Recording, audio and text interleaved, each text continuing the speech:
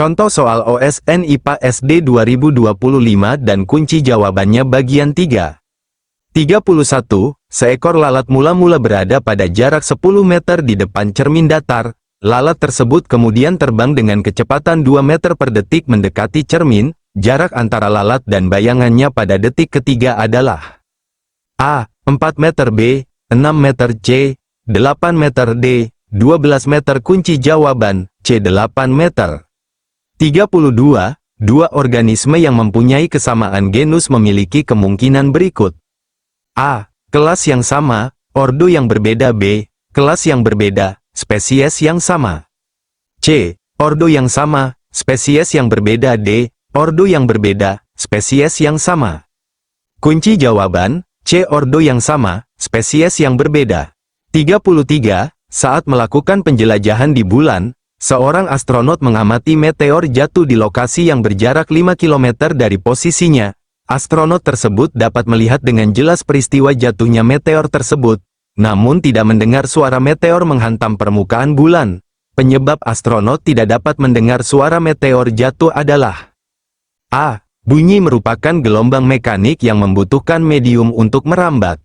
B. Bunyi merupakan gelombang elektromagnetik yang membutuhkan medium untuk merambat. C. Bunyi merupakan gelombang transversal yang tidak membutuhkan medium untuk merambat.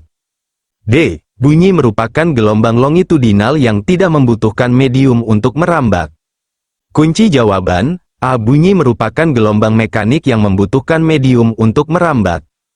34. Dalam ekosistem sawah terjadi pola interaksi antar populasi dalam bentuk rantai makanan sebagai berikut. Padi, tikus, ular, elang. Apabila salah satu mata rantai kita musnahkan, misalnya ular, maka kemungkinan yang akan terjadi adalah A. Produktivitas padi meningkat karena terjadinya penurunan populasi tikus. B. Produktivitas padi menurun karena terjadinya kepunahan pada populasi tikus. C. Produktivitas padi menurun karena terjadi kepunahan populasi ular akan diikuti dengan penurunan jumlah populasi tikus. D. Produktivitas padi menurun karena kepunahan populasi ular akan diikuti dengan terjadinya peningkatan populasi tikus.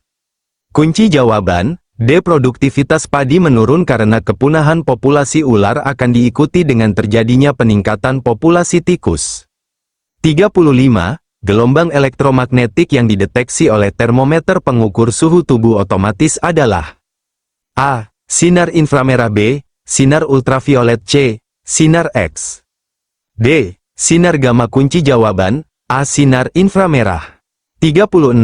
Makanan yang disimpan dalam lemari es tidak mudah membusuk. Hal tersebut disebabkan A. Enzim pada tubuh bakteri tidak bekerja. B. Bakteri pembusuk mati. C. Bakteri pembusuk cepat berkembang biak. D. Endospora tidak dapat tumbuh. Kunci jawaban A. Enzim pada tubuh bakteri tidak bekerja. 37.